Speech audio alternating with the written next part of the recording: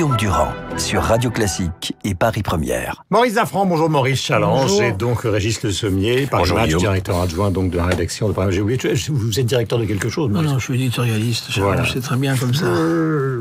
La modestie. Vous avez regardé Nicolas Sarkozy hier soir? Oui, bien sûr. Alors, réponse. Conception, vision, vous en avez eu?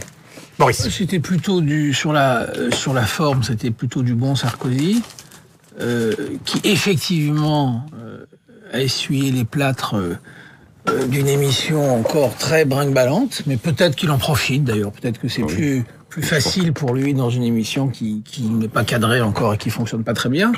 Brinque-ballante, pourquoi? Parce que finalement il y avait des parties très... Parce que c'est pour le téléspectateur. Moi, j'ai regardé ça pendant 2 heures.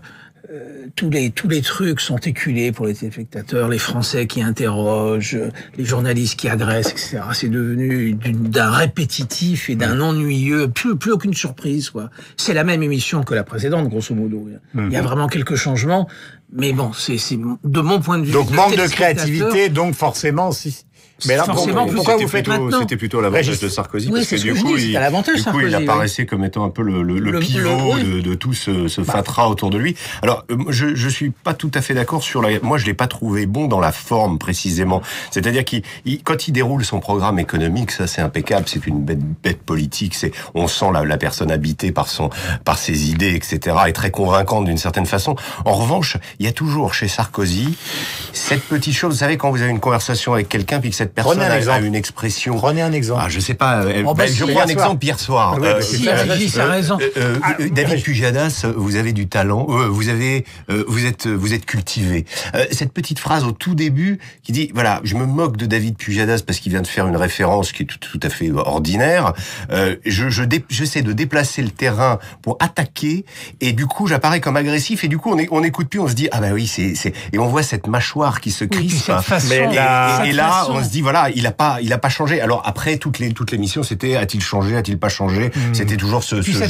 Mais il avait intérêt à être agressif, il avait intérêt à être gentiment agressif avec ses interlocuteurs. Non, justement qui eux l'étaient. Mais cette façon face à Salamé, agressif. Cette façon fatigante, moi c'est ce qui m'a le plus. Il y a un point qui m'a fatigué hier chez Sarkozy que moi j'ai trouvé plutôt bon sur la forme. Oui. C'est cette espèce de réitération pendant 2 heures qui fait de la politique parce qu'il aime la France. Oui. C'est-à-dire nous les Français. C'est le thème de ces 2 livres. Alors il a ça en lui, il le répète. Oui, mais c'est qu'ils le disent 1 fois, 2 fois, 3. Il a dit 50 fois dans l'émission. Moi, je vais demander à Régis, qui était longtemps correspondant aux États-Unis, puisqu'on parle justement des modèles d'émissions politiques.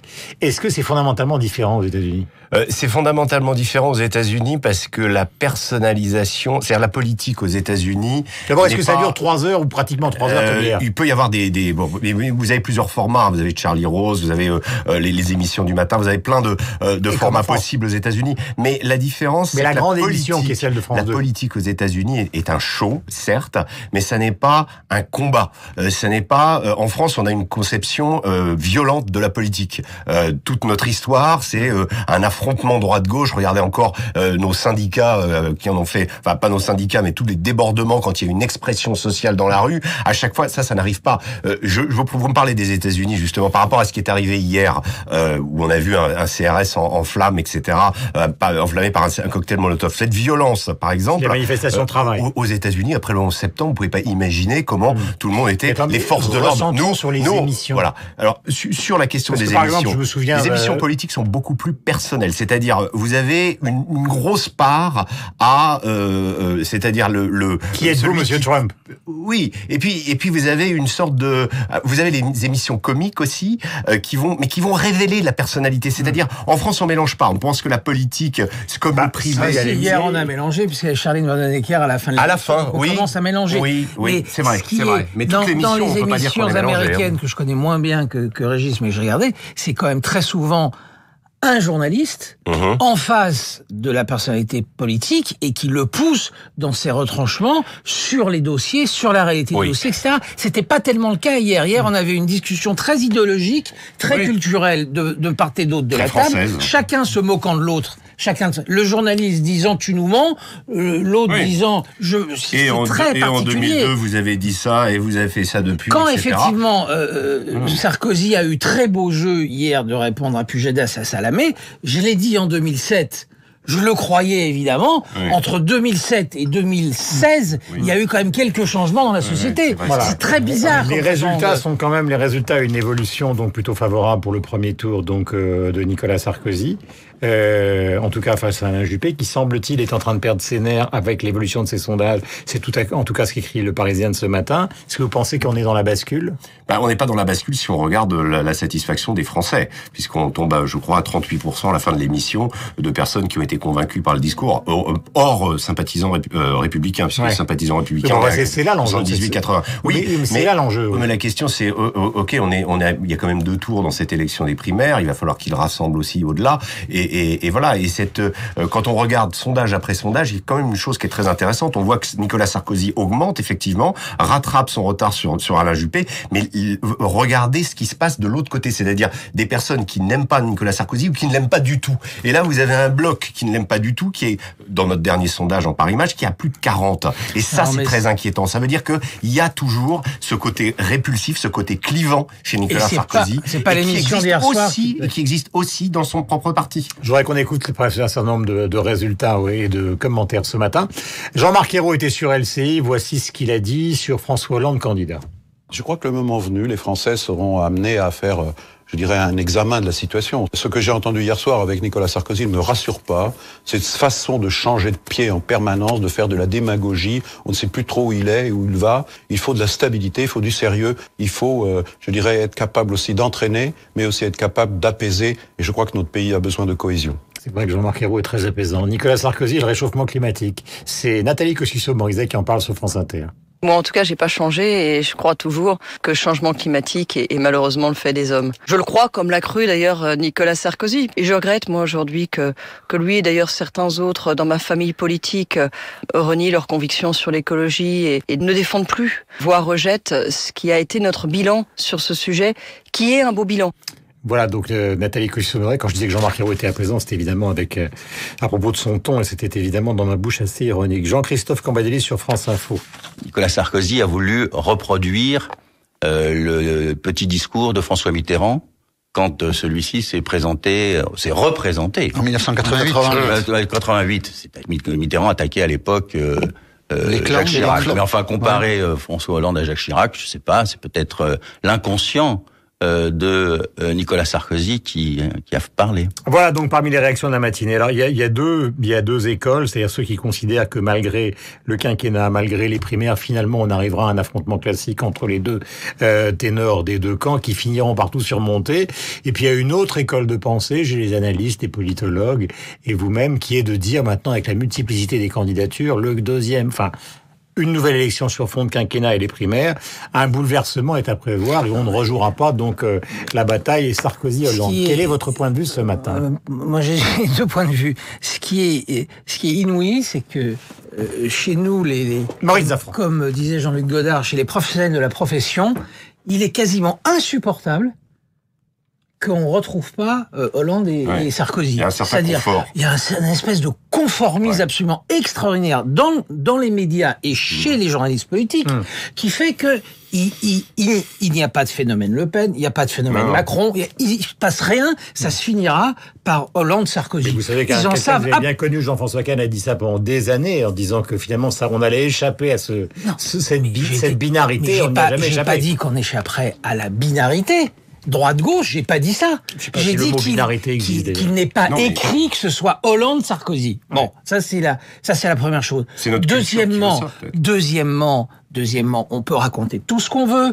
On peut dire que c'est inéluctable que François Hollande soit candidat. On peut se faire plaisir comme ça. Ce n'est pas vrai. Si Hollande, dans 3 mois, se retrouve comme il est aujourd'hui 3e ou 4e de tous les sondages de premier tour, il ne peut pas y aller. Il peut y aller s'il y a une chance raisonnable d'être au second tour, parce que Giscard a perdu au second tour, parce que Sarkozy a perdu au second tour. On pense sérieusement que Hollande va se présenter à une élection où il va finir 3e ou 4e au premier tour, c'est-à-dire dans les poubelles de l'histoire, qui va prendre ce risque-là. Sérieusement. On a du mal à regarder en fait ce qui se passe autour de nous, parce que on l'évoquait tout à l'heure, et je trouvais ça intéressant justement on parlait de Marine Le Pen. Vous avez regardé Marine Le Pen l'autre jour sur TF1, mais c'était un ton en dessous par rapport à Nicolas Sarkozy. Oui. On parlait justement de son idée de cette stratégie pour le second tour. On est déjà, elle en tout cas, et pas mal de commentateurs sont déjà dans l'expectative de l'avoir de toute façon au deuxième tour. François Hollande le disait à Pierre Nora dans cette interview. Il mettait d'ailleurs le Front National à 25%. Je crois qu'aujourd'hui, il est plutôt autour de 30%, et que François Hollande est largement optimiste de le placer à 25%. Donc la configuration du deuxième tour, effectivement, même si Marine Le Pen est battue, on va avoir un score forcément, à mon sens, plus important que celui qui avait fait son père. Donc en fait, cette présidentielle est inédite. Elle est inédite, oui, tout à fait. Donc les candidats, donc d'abord il y a une appétit. Il n'y a pas de candidat légitime, c'est quand même incroyable, à droite comme à gauche. Vous avez, je le répète, la moitié du gouvernement de François Hollande qui va se présenter contre lui dans la primaire à gauche, et à droite vous avez 8 candidats retenus, plus d'autres comme celui que vous avez reçu tout à l'heure, Henri Guénaud, qui va se présenter à côté. Donc vous avez un manque de légitimité dans les deux camps incroyable. Et le seul, je dirais, mais pour ceux qui nous écoutent, pour le meilleur. C'est Marine Le Pen. Est-ce que c'est pour le meilleur ou pour le pire de ceux qui nous écoutent ? Les deux, peut-être. Ce qui est intéressant. Est-ce que c'est une bonne chose pour nous tous, ou est-ce que c'est au contraire une catastrophe ? C'est une bonne chose parce qu'il y a peut-être là du renouvellement possible. Ce qui est intéressant pour l'instant, ce qui est inédit, et d'ailleurs pose d'un point de vue démocratique des vrais problèmes, c'est qu'en réalité, il y a quand même 8 chances sur 10 que le président de la République soit élu le 27 novembre prochain. Donc ça remet en cause un deuxième tour des primaires. Deuxième tour des primaires, et il est très probable, plus que probable, que le président soit élu en réalité le 27 novembre, premièrement. Deuxièmement, on va savoir dans les semaines qui viennent, effectivement, c'est ce que dit Régis, il a parfaitement raison, on va savoir si le phénomène Emmanuel Macron se confirme. S'il se confirme, ça va effectivement changer la donne. Alors, on peut dire que c'est comme François Bayrou en 2007, que c'est mais ça sera peut-être plus. Peut-être qu'il est en train de se passer réellement quelque chose à gauche et au centre-gauche autour d'Emmanuel Macron, et que ça peut changer la donne. Avec un point d'interrogation pour l'instant. Oui, mais on n'en sait rien sur rien pour l'instant. Enfin, on ne sait rien sur rien. On ne peut que regarder les sondages, et là, c'est édifiant quand même. Ouais. 15-16% dans le... Et moi, j'ai plus... Et puis surtout de capacité d'attirer dans l'autre camp. J'ai plus confiance, à la limite, c'est un clin d'œil, mais à peine, dans les ventes de matchs que dans les sondages. Je constate que 2 des plus grosses ventes de Paris Match cette année, 2 des plus grosses ventes, c'est Macron. C'est pas complètement par hasard. C'est pas ça répond sans doute à quelque chose de réellement profond. Ouais, c'est l'histoire de sa famille, le rapport avec sa femme. Pas seulement. Il y a l'idée du nouveau c'est la nouveauté. Est-ce que ce sont, puisque vous co-dirigez Paris Match, ce sont les 2 plus grosses ventes de l'année? Non, c'est pas les 2 plus grosses ventes de l'année. C'est dans le top 5. Voilà. Donc c'est quand même très important. Oui, c'est important. C'est-à-dire que c'est surtout la première, où pour la première fois, sa femme parlait. Il faut pas oublier ça, parce que souvent en France on dit la vie privée reste une affaire, il faut pas en parler, etc. Là, c'est sa femme qui s'est exprimée, et on a appris, les Français ont découvert Emmanuel Macron à travers Brigitte. C'était nouveau, donc il y a eu effectivement un effet d'attraction. Qui est ce personnage? Regardons ce que sa compagne, qui vit depuis 20 ans, a à dire sur lui. Ça, c'était la première fois. Ensuite, après, oui, il y a eu la baignade cet été, le maillot, le nudiste, très nouveau, etc. Un personnage quand même extrêmement inclassable. Il y a quand même quelque chose. Avec Emmanuel Macron, qui est un peu salutaire. Les Français sont effectivement très polarisés, très violents, comme je le disais tout à l'heure. La politique, c'est quelque chose d'extrêmement sérieux, d'extrêmement dur en France. Et puis, il y a un côté chez nos hommes politiques extrêmement sectaire. Et Emmanuel Macron apparaît comme quelqu'un qui n'est pas sectaire. Il va voir Philippe de Villiers. Ouais. J'étais estomaqué de découvrir que c'était le premier homme de gauche à aller visiter le Puy du Fou. Et donc, Macron est intéressant. est quelqu'un qui reprend l'héritage de France. Il est en train de se construire un personnage. Jeanne d'Arc, vous vous souvenez? Souvenons-nous, et essayons d'avoir, on est plus tout jeune, malheureusement, Guillaume, essayons d'avoir un peu de mémoire. Quand Chirac avait combattu Giscard, le mot de traître l'a poursuivi pendant des années, des années.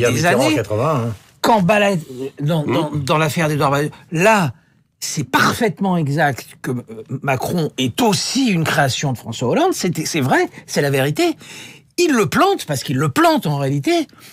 Personne, les proches de Hollande essayent de dire traître dans l'opinion publique. Ça ne marche Absolument pas. Merci à tous les deux, Régis Le Sommier et Maurice Zaffran. Passez le meilleur week-end possible. Nous avons rendez-vous, vous le savez, avec la météo du week-end. Nous avons rendez-vous avec le rappel des titres de Sophie Paolini. Merci à nos camarades de Paris Première. Et nous retrouverons évidemment lundi. La semaine prochaine, il y aura donc une émission complète autour de Bruno Le Maire, l'un des grands candidats à la primaire, comme nous l'avons fait cette semaine avec François Fillon. Tous les autres, évidemment, viendront à droite comme à gauche, y compris donc Marine Le Pen pour le Front National. Merci. Le rappel des titres est à votre en direct.